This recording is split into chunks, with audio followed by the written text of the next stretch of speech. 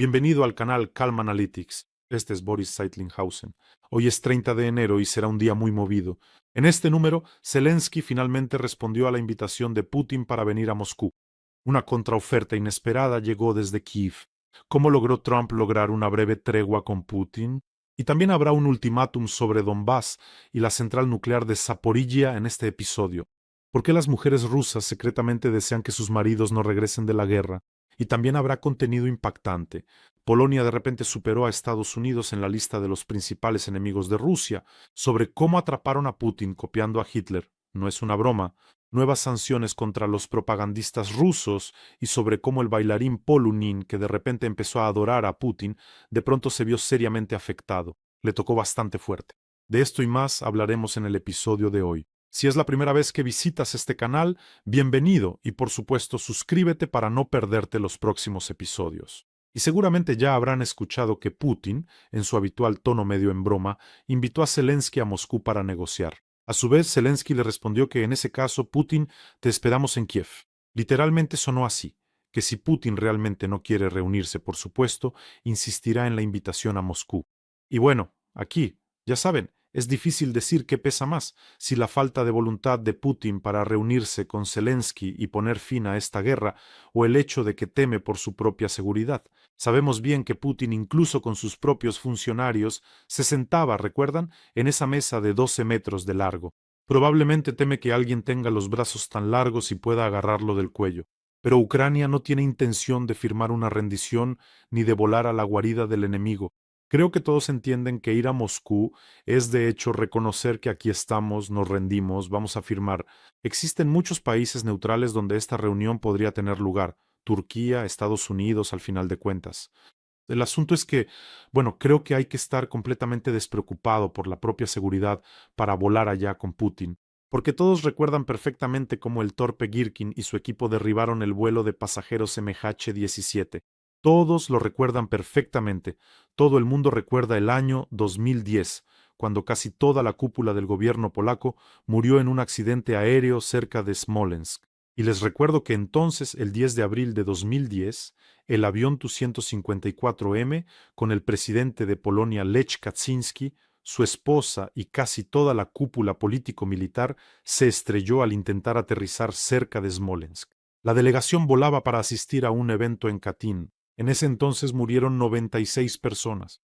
Y por cierto, un dato interesante, Rusia hasta ahora no ha entregado a Polonia los restos del avión ni las cajas negras. Interesante, ¿por qué? Es decir, formalmente están retrasando la investigación en Rusia para no entregar las pruebas materiales a la parte polaca, aunque oficialmente la investigación del accidente aéreo cerca de Smolensk está formalmente cerrada en Polonia. Muchos siguen sin creer que la catástrofe ocurrió sin la intervención de Rusia. Y relativamente hace poco, Putin demostró claramente que el Kremlin sabe perfectamente cómo organizar un accidente aéreo. Ahora estoy hablando del grupo Wagner. La muerte de Prigozhin y Utkin fue una venganza clásica por parte de Putin, porque Prigozhin mostró al mundo entero a un calvo asustado escondido en un búnker cuando marchaba hacia Moscú con su grupo Wagner. Por cierto, cuando ese avión cayó, lo nivelaron todo, recogieron todas las pruebas materiales, lo aplanaron con bulldozers y adiós. En general, volar a Rusia es prácticamente firmar tu propia sentencia de muerte. Se me ocurrió una idea. ¿Y si imaginan que Volodymyr Zelensky invitara a Putin a Kupiansk, a la línea del frente? Putin ya ha informado, o mejor dicho, le han informado a Putin por 10ª vez que Kupiansk está completamente bajo control ruso. Bueno, pues lo comprobarían. Putin, de hecho, planeaba invitar allí a los periodistas. Invita a Putin a los periodistas allí, fija una reunión en Kupiansk. Por cierto, Zelensky fue a Kupiansk y se tomó fotos frente al monolito. Y Putin en ese momento se reía en el búnker, por cierto, no se sabe en qué habitación, tiene 3 iguales. Se reía entonces. Así que es una idea excelente. Hagámoslo en la línea del frente, ni de ustedes ni de nosotros. ¿Qué piensan? ¿Irá Putin o no? Lo dudo mucho. Probablemente habría que cavar un túnel subterráneo para ese comandante subterráneo, desde el búnker en Valdai directamente hasta Kupiansk. Y luego Putin iría en un vagón bajo tierra, ¿saben? Como en la película Indiana Jones, se lanzaría hacia Kupiansk bajo tierra en un vagón, y ese nido calvo suyo ondearía en todas direcciones. Pero por supuesto, él no irá allí. Eso lo entendemos nosotros, que Putin tiene un miedo terrible por su vida, Por cierto, esa es otra razón por la que nunca usará armas nucleares. Le tiene un miedo terrible a las consecuencias, teme que lo eliminen de inmediato. Por cierto, les recuerdo, amigos, que quienes devolvieron Kupiansk a Ucrania de manos de los rusos son verdaderos héroes, las Fuerzas Armadas de Ucrania.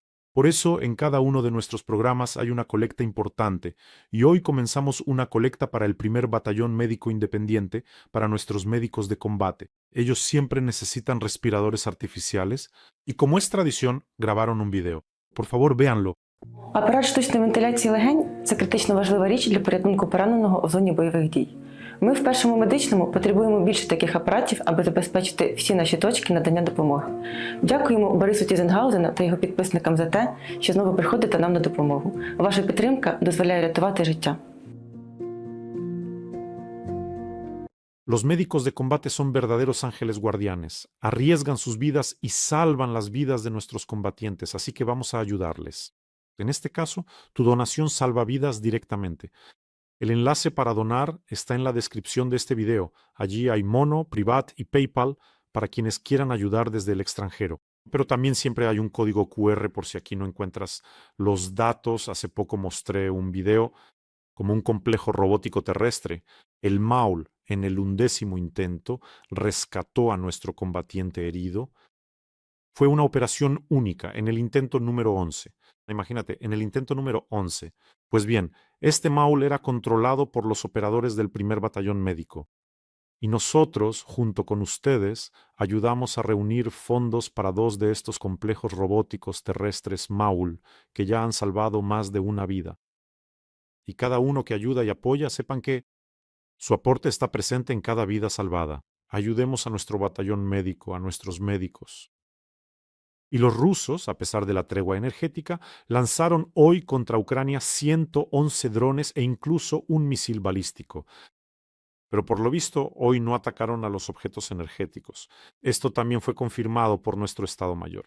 En cuanto a la tregua energética temporal, el diálogo directo, los acuerdos directos sobre el cese de los ataques no hubo ningún acuerdo sobre los objetos energéticos entre nosotros y Rusia, así lo informó Zelensky. Si Rusia no ataca nuestra infraestructura energética, nosotros tampoco atacaremos la suya. Es decir, por lo que entiendo, el acuerdo se logró a través de Estados Unidos. O sea, Donald Trump habló con Putin, con Zelensky, dijo, ustedes no atacan, ustedes no atacan. Entonces hay una breve tregua energética. En Rusia lo confirmaron. Más adelante les contaré cómo confirmaron que hay varios días de esta tregua. Entendemos perfectamente, probablemente, que la producción de misiles y drones no se ha detenido.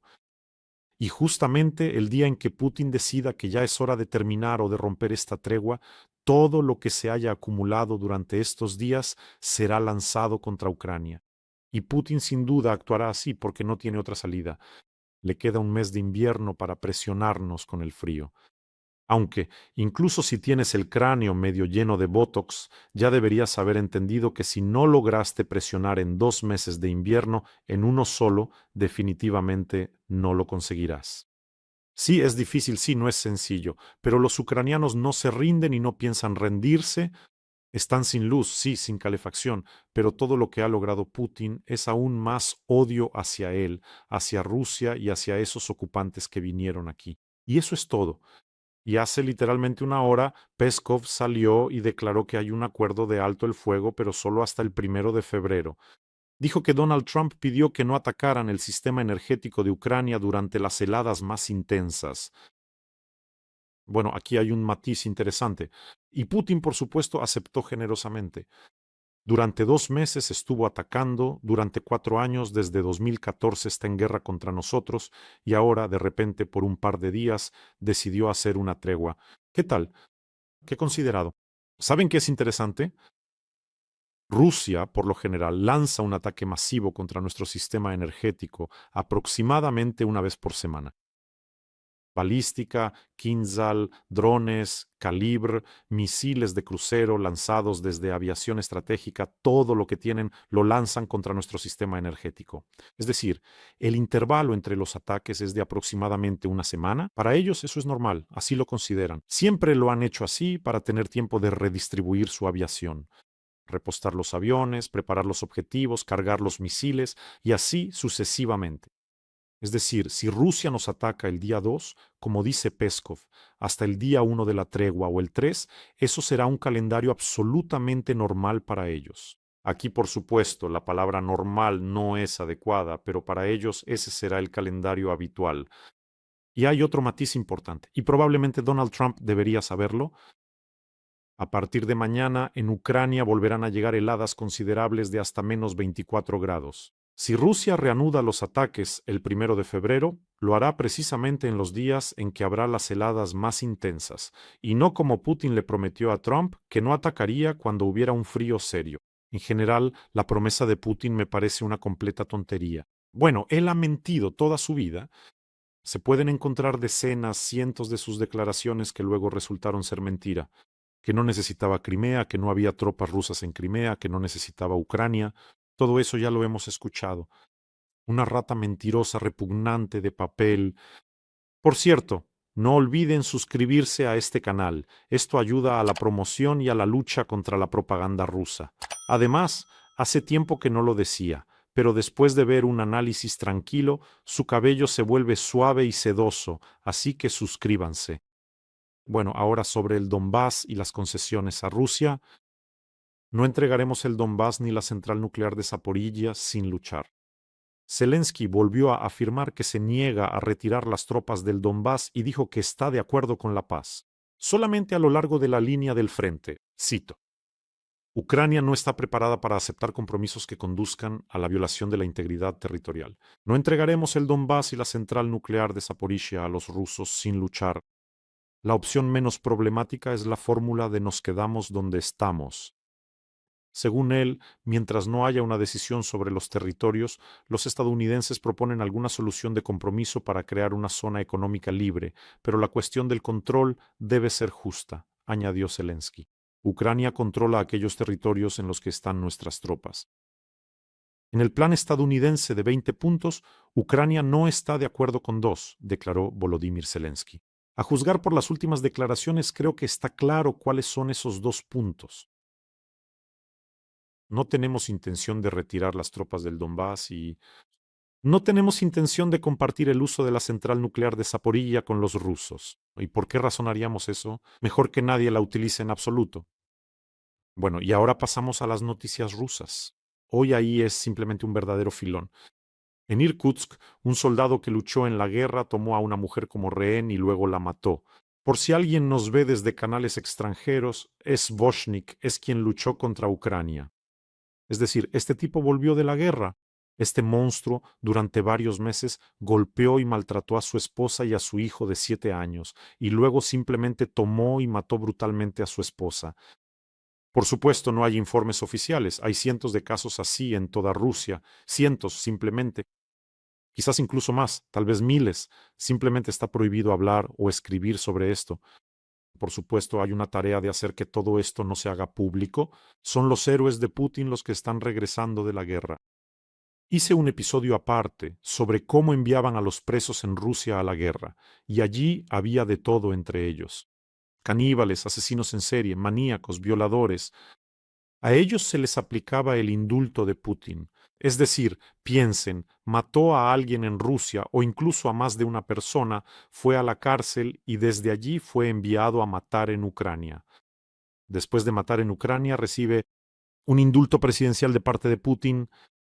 Naturalmente, hay muchos casos en los que estos asesinos, después de recibir el indulto y tras la guerra, regresaban y volvían a matar, y luego pedían ir de nuevo a la guerra para recibir otra vez el indulto de Putin. Ahora, específicamente sobre este caso, cuando el monstruo regresó de la guerra y mató a una mujer, me encontré con un video de donde saqué esta noticia, luego la verifiqué, existe, donde una rusa, por alguna razón, está llorando y dice: probablemente voy a decir algo terrible ahora, pero tal vez muchas mujeres desean que sus maridos no regresen de esta guerra, porque suceden casos como este, porque los que vuelven de la guerra ya no son sus maridos. Se refiere a que regresan asesinos con TPT y demás. ¿Saben cuál fue el comentario más popular bajo ese video? ¿Y si dejaste que tu marido fuera a esa guerra?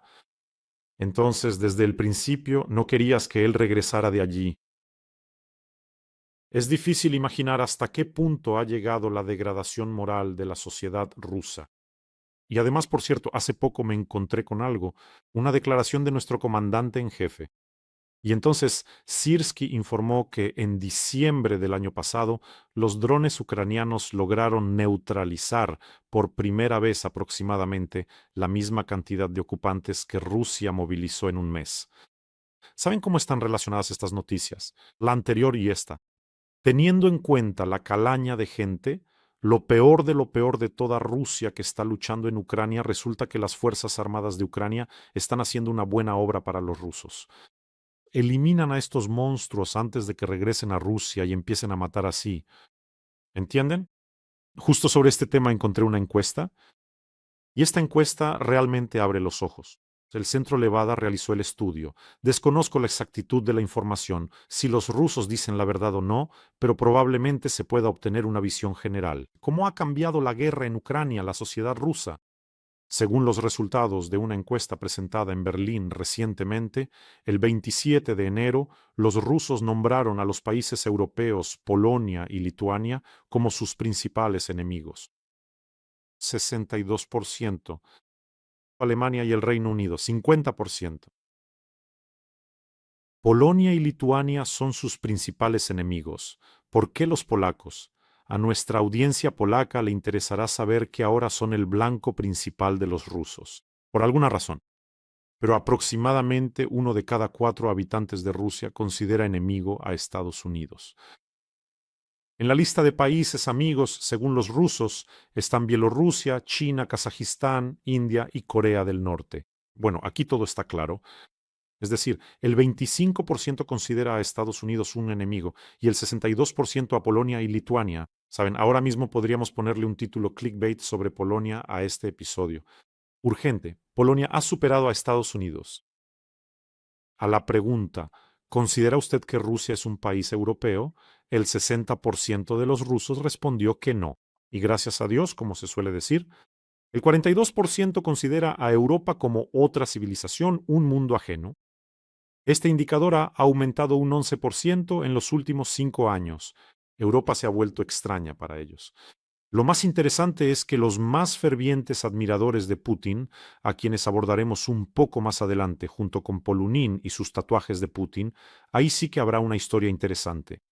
Así que los más fervientes admiradores de Putin y del mundo ruso que odian a Occidente como Solovyov, Karaganov, que quiere lanzar una bomba nuclear sobre Berlín, los políticos rusos, las estrellas de ese deprimente mundo del espectáculo que están pegados al comedero, Gazmanov, Rastorguyev.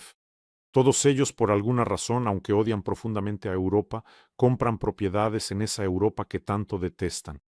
¿Cómo se puede explicar este fenómeno? ¿Quién me lo puede decir? Y también envían a sus hijos a estudiar allí. Así que este es el punto principal de esta encuesta. El 76% de los rusos apoyan las acciones de las Fuerzas Armadas de la Federación Rusa en Ucrania. Este indicador prácticamente no ha cambiado en 4 años. Saben, a mí no me sorprendieron esos 76% a los que colectivamente se les fue la olla, sino esos 24% que tuvieron el valor de decir no apoyamos o simplemente se quedaron callados, probablemente. Bueno, sí, en cuanto al valor, no es que sea la mejor opción. Hay otro punto importante en esta encuesta. Se descubrió que la actitud hacia, aquí dice, los fallecidos, pero yo diría hacia los que murieron sin gloria en Ucrania y hacia los rusos heridos, es muy ambigua. Esto se explica porque entre ellos hay muchos exconvictos y mercenarios. Bueno, aquí está una noticia sobre alguien. Hoy todas mis noticias están relacionadas. Creo que son precisamente estos casos los que influyen, cuando estos héroes, entre comillas, regresan y aterrorizan, algunos a la entrada de un edificio y otros a todo un pueblo. La guerra debe regresar junto con estos asesinos, caníbales, maníacos, que ya saben usar armas. Si algunos antes no sabían, ahora ya saben. Así que la guerra debe volver de donde vino. Y lo que está ocurriendo ahora en Rusia parecerá un juego de niños.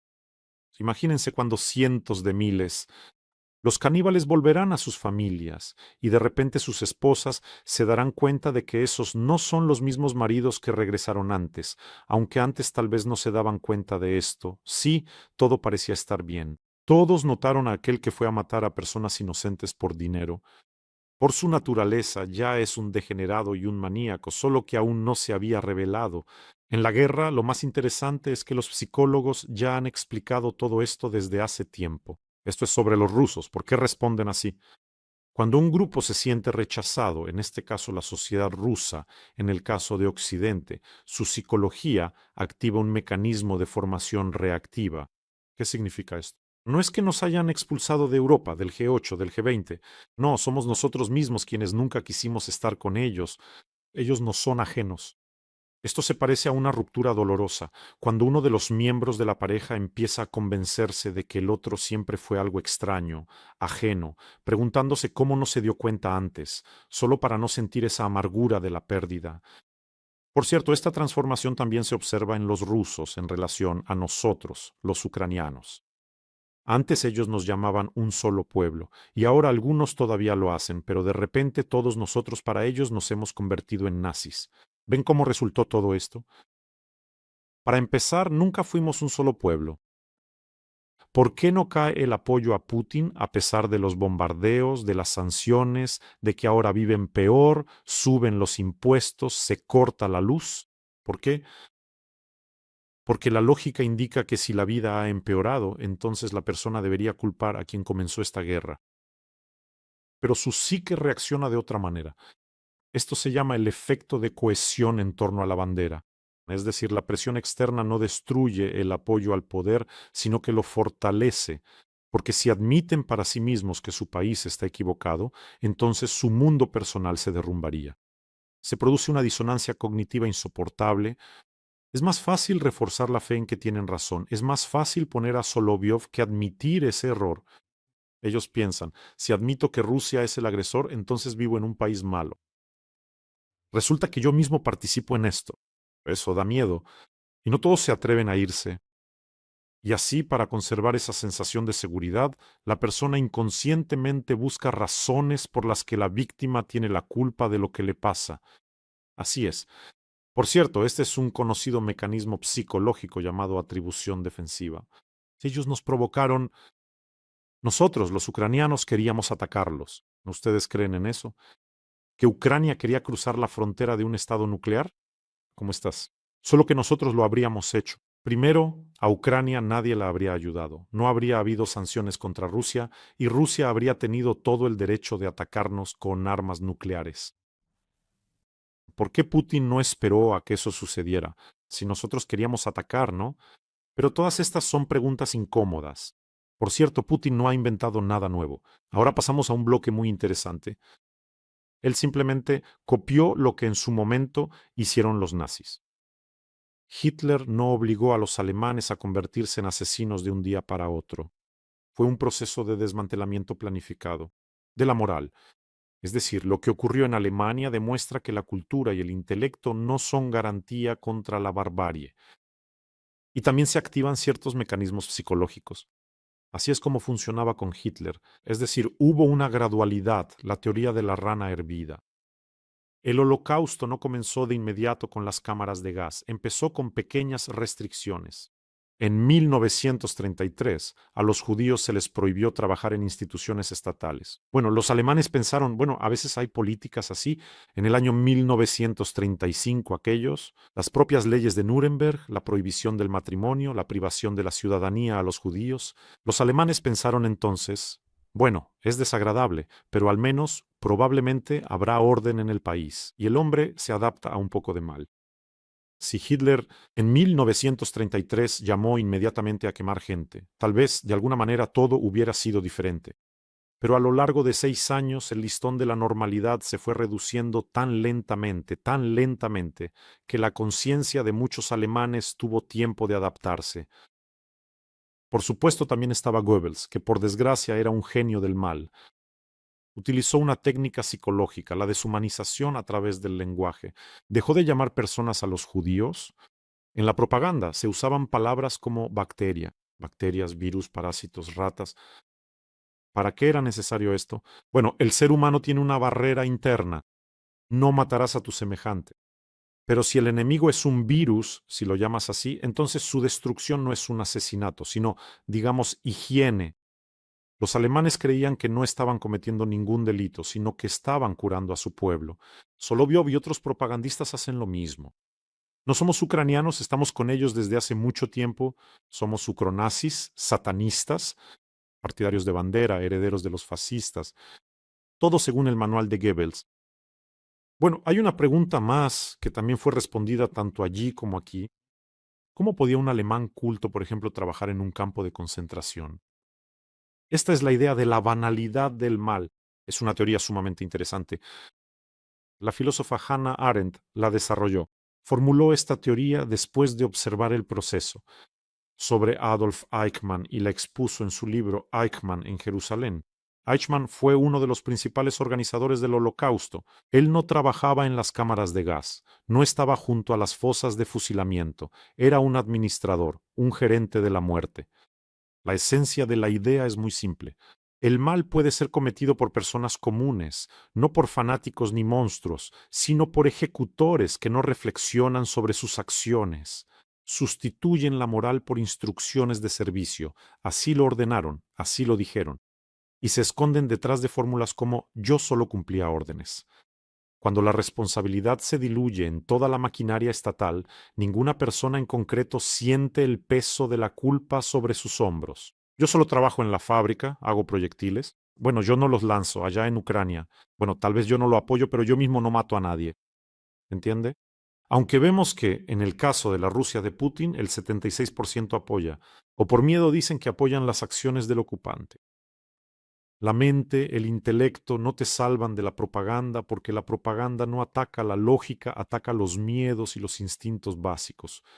Una persona culta, creo que sabe este ejemplo, puede ser característico para muchos en Ucrania, quien hasta 2014 o hasta la invasión a gran escala veíamos algunas películas con actores soviéticos o rusos. Y luego cuando empezaron a decir lo que dicen ahora decimos, sí, qué basura es, como no lo veía antes. Es decir, entre ellos hay y personas inteligentes, lamentablemente, entre quienes apoyan a Putin por dinero, por una ración, algún puesto gubernamental, por la oportunidad de presentarse en un concierto por el Día de la Policía en el Kremlin, no sé, en algún otro lugar, hay quienes han vendido su conciencia. Es decir, lo recalco una vez más, la inteligencia no es un seguro contra esa postura. La persona inteligente simplemente inventa justificaciones más complejas y sofisticadas para su conformismo. Eso es todo. Bueno, y ya para terminar la historia sobre Eichmann. Después de la guerra, Eichmann huyó a Argentina, pero en 1960 fue secuestrado por agentes del Mossad, juzgado en Israel y ejecutado en 1962. Una lección para todos los Eichmann modernos de Rusia. Y ahora la noticia a la que todo esto también se relaciona y con la que probablemente quería cerrar este episodio, la Unión Europea impuso sanciones contra los propagandistas rusos. Andreeva y Zarubin. Esa fue la noticia que leí, pero ya saben, puedo ser un poco pesado, de nivel 81, así que entré y leí contra quien más se impusieron sanciones en esta interesante lista. Ahí está el comentarista Guberniev, que siempre me ha irritado con ese grito suyo tan desagradable, pero también está el bailarín Sergei Polunin. Por cierto, hace tiempo que deberían haberle impuesto sanciones a él, aunque me parecía que, bueno, solo se tatuó algo. Tatuajes de Putin, bueno, ¿qué tiene de malo eso? Resultó ser un verdadero canalla. Las sanciones prevén la prohibición de entrada a los países de la Unión Europea y la congelación de activos en bancos europeos. Pero lo de Polunin es probablemente una historia aparte. Andreeva, ese rostro eterno del canal de noticias Pervicanal, seguramente lo conocen. Ya lo he dicho varias veces, si hablamos de Polunin, que Putin es así, tal cual, un mago de porquería. Saben, todo lo que toca se convierte en podredumbre y una masa fétida. Lo mismo ocurre con quienes se acercan a Putin, quienes están a su lado, quienes establecen algún vínculo con él. Polunin, que tiene 3 retratos de Putin tatuados en su cuerpo, no es una excepción. Aquí está la historia en 2 párrafos de cómo el niño de oro y rebelde del ballet se convirtió en una escoria gelatinosa y aburrida de la era de Putin. Polunin nació en Kharkov, Ucrania. También estudió en Kiev. Se hizo famoso como el chico malo del ballet, convirtiendo su cuerpo en un lienzo para puntos de vista controvertidos. Tiene nada menos que 3 retratos de Putin tatuados en su cuerpo. El primero se lo hizo en 2018 en Londres, llamando al dinosaurio bailarín un ángel y personificación de la luz. Y se tatuó a Putin, atención, para proteger su energía. Luego añadió 2 retratos más, explicando que le estrechó la mano a Putin 3 veces y Dios ama la Trinidad, pero creo que ustedes entienden. Al mismo tiempo, se tatuó el tridente ucraniano en la mano, que luego cubrió con otro tatuaje. Parece que le dio vergüenza, no lo sé. Además se hizo cicatrices a sí mismo. Su especialidad es la tecnología de escarificación, como si hubiera sido golpeado por un tigre, como si un tigre lo hubiera arañado así. Bueno, creo que aquí todo está claro. Su desarrollo se detuvo hace mucho tiempo. En 2019, Polunin, que ya había obtenido el pasaporte ruso para ese entonces, se traslada a Crimea y lo nombran como encargado de la función de director de la Academia de Coreografía de Sebastopol. Sebastopol, yo nací en Sebastopol, pienso qué podredumbre la que hay aquí. Pero parece que no. De esto soñaba Polunin, quien bailaba en Londres, quien bailaba en las capitales europeas, en grandes escenarios.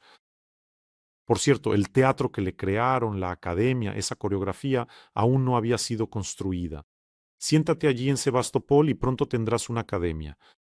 Pero al parecer, Polonín no quería esto. En diciembre de 2024, de repente anunció que abandonaba Rusia, afirmando que su alma no estaba en el lugar correcto, que su tiempo en Rusia había terminado y que había cumplido su misión allí. Y se muda a Israel con su familia.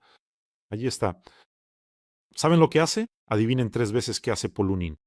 Se tatúa una estrella de David en la sien y se autodenomina el bailarín judío más famoso del mundo. ¿Qué les parece eso? Intentó obtener la ciudadanía israelí, pero al parecer aún no la ha conseguido. Pero, a pesar de haberse ido, su pasado político lo alcanzó. Hoy la Unión Europea lo incluye en la lista de sanciones. Las principales razones son el apoyo al ejército de la Federación Rusa, la propaganda, participó en programas de televisión del Kremlin y promovió la ideología del mundo ruso. Me parece que para todos esos patriotas y amantes del mundo ruso que con facilidad se tatúan el tridente, a Putin, luego la estrella de David, para ellos lo más terrible sería regresar a Rusia y quedarse a vivir allí hasta el final de sus días, porque tarde o temprano tendrán que rendir cuentas, incluso si solo cumplían órdenes de alguien más. Y yo encontré a Polunin en Facebook. ¿Saben cuál es su última publicación de hace unos días? Hoy transferiré mi simbólica contribución inicial para fondos para la guerra radioelectrónica para la protección de los soldados rusos. Después de las declaraciones de que los nazis quieren matar a 50.000 rusos al mes, tomé la decisión de hacer, palabra que escribe con la letra Z, todo para que salga al revés. Haré todo lo que esté en mis manos para proteger a los mejores de nosotros, es decir, a los rusos que defienden el bien. ¿Qué pedazo de mierda eres, Seriochenka? Perdón por mi francés. Ni siquiera puede aprender bien su propio idioma ruso. Por cierto, le dejé un comentario ahí, no sé si lo leerá o no. Ustedes también pueden dejarle un comentario. En Facebook es fácil encontrarlo escribiendo su nombre con letras inglesas. Escriban Paul Unin y les aparecerá ahí. Pueden escribirle todo lo que piensan. Por cierto, antes de esto, él publicó una foto con Solovyov con un comentario elogioso y adjuntó pruebas de que transfirió 5.000 rublos al Fondo del Servicio de Inteligencia Exterior de Rusia junto con Solovyov. ¿Foto? En fin, un ser absolutamente repugnante, sin principios, de muchas caras o sin rostro, si lo prefieren, un pequeño monstruo. Sé que mucha gente me ve en Israel, de verdad. Ustedes suelen escribir palabras de apoyo. Muchísimas gracias. Me gustaría preguntarles cómo se correlaciona ahí esa ayuda financiera a los terroristas rusos. Él incluso adjuntó pruebas. Es tan tonto que adjuntó el comprobante de la transferencia de dinero. Y para los ocupantes como apoyo y para la compra de armas, no es hora ya de enviar a Putin, a este Polunin de vuelta a casa con Putin. ¿De dónde huyó, luciendo sus talones de bailarín? Bueno, cuídense, cuiden a sus seres queridos, suscríbanse a este canal y vamos a ayudar a los verdaderos héroes. no a esa banda de monstruos que vino a una tierra ajena e intenta quedarse con el mayor pedazo posible, sino a los verdaderos guerreros, titanes y personas de acero que defienden Ucrania, su tierra, su futuro y el futuro de sus hijos. El enlace para donar está en la descripción de este video. No existen donaciones pequeñas, recuerden eso. Que tengamos todos un día tranquilo y gloria a Ucrania,